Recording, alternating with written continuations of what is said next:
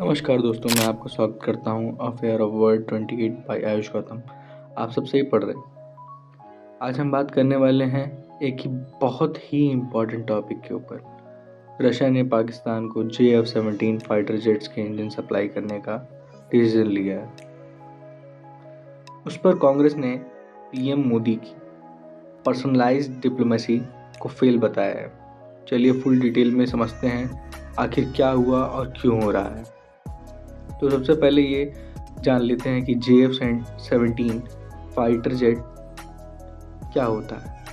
ये पाकिस्तानी एयरफोर्स का multi role combat aircraft है और इसके इंजन रशिया के RD-93MA मॉडल के हैं।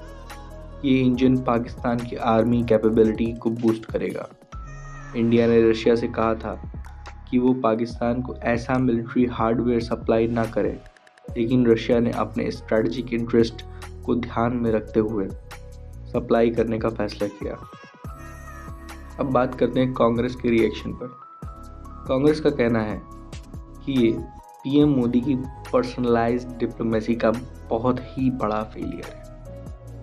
अब इंडिया ने रशिया से पाकिस्तान को हथियार सप्लाई करने से रोकने की मांग की तो रशिया ने इग्नोर कर दिया। कांग्रेस के लीडर का मानना है मोदी सरकार को सिर्फ पर्सनल रिलेशंस पर भरोसा नहीं करना चाहिए था, बल्कि एक strong and formal diplomatic strategy बनानी चाहिए थी ताकि ऐसे सेंसिटिव इशू पर कंट्रोल रखा जा सके। रशिया का स्टेप साफ करता है कि वो अपनी फॉरेन पॉलिसी प्रोग्रामेटिक दिखा रहे हैं, यानी दोनों देशों के साथ बैलेंस मेंटेन कर रहे हैं और मेंटेन करना चाहते हैं।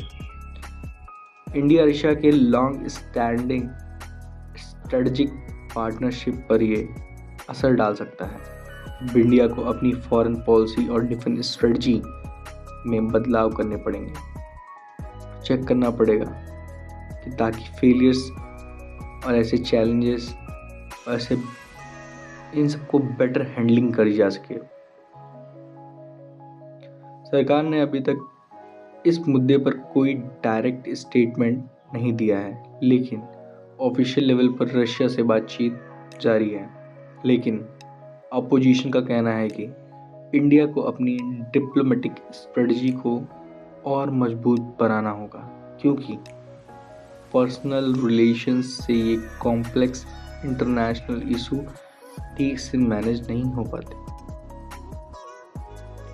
यह एक वेकअप कॉल है कि अब भारत को अपनी फॉरेन रिलेशनशिप में नए स्ट्रेटजीज या फिर स्ट्रेटीज अलाइज रशिया का पलड़ा छोड़ के कहीं और जाना पड़ेगा, जिससे कि जियोपॉलिटिकल सिनेरियो के लिए एक संकेत है। दुनिया बदल रही है, इंडिया को नए अलाइज की ज़रूरत है। पार्टनरशिप बनाना और सिक्योरिटी डिप्लोमेसी मजबूत बनाना है। और मुझे लगता है कि इंडिया को अभी और चैलेंजेस में खरा उतरना पड़ेगा, क्योंकि पाकिस्तान जिस हिसाब से अपने टाइज अमेरिका, रशिया इन दोनों के साथ बढ़ाता जा रहा है, और इवन सऊदी अरब के साथ अभी रिसेंटली पाकिस्तान ने एक डिफेंस डील साइन की है, जिससे कि कोई अगर सऊदी अरब पे हमला करेगा तो डायरेक्ट पाकिस्तान पे हमला माना जाएगा। अगर कोई पाकिस्तान पे हमला करेगा तो उसको डायरेक्ट सऊदी अरब पे हमला माना जाएगा। तो मुझे लगता है it is important to be there and check what happened in India. और कांग्रेस मिनिस्टर श्री जयराम रमेश ने कहा है कि पीएम मोदी को जवाब देना पड़ेगा, क्योंकि वो ही अकाउंटेबल है इस डिप्लोमेसी और इस तरह के बिहेवियर के लिए। बिकॉज अभी तक जो रशिया कर रहा है, JF-17 फाइटर जेट के इंजन पाकिस्तान को प्रोवाइड कराना, ये सबसे बड़ा थ्रेट इंडिया की सिक्योरिटी का है। क्योंकि पाकिस्तान जैसा एक रेडिकल देश अगर ऐसे काम करेगा, अगर वो अपनी डिप्लोमेसी को इस हद तक ले जाएगा कि वो एक साथ रशिया को भी काउंटर कर रहा है, एक साथ अमेरिका को भी, दोनों में बैलेंस बना के चल रहा है।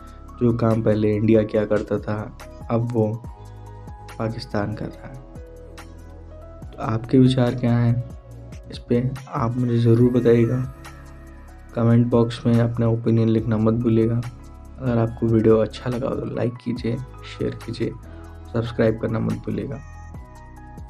और मेरा कहना यह है, इस पे हम लोग को और आराम से और ज़्यादा ब्रीफली इंडिया को अपने स्ट्रेटजिक अलाइज को और ढूंढना पड़ेगा अराउंड द वर्ल्ड। जैसे कि अभी रिसेंट टाइम में France, Japan, they both are very reliable and very good partners for India, because decade से हम इनके साथ हैं और इन्होंने हम लोग का सपोर्ट काफ़ी किया है। तो I think it is a good idea for being a new partner. आपको क्या विचार है, प्लीज़ कमेंट बॉक्स में मुझे बताइएगा। और आपको क्या लगता है इसके बारे में बताइएगा मुझे। मिलते हैं फिर नेक्स्ट वीडियो में, और stay safe, stay informed, stay tune. और कमेंट बॉक्स में अपने कमेंट लिख दीजिएगा। Thank you so much. Bye bye, नमस्ते, टाटा।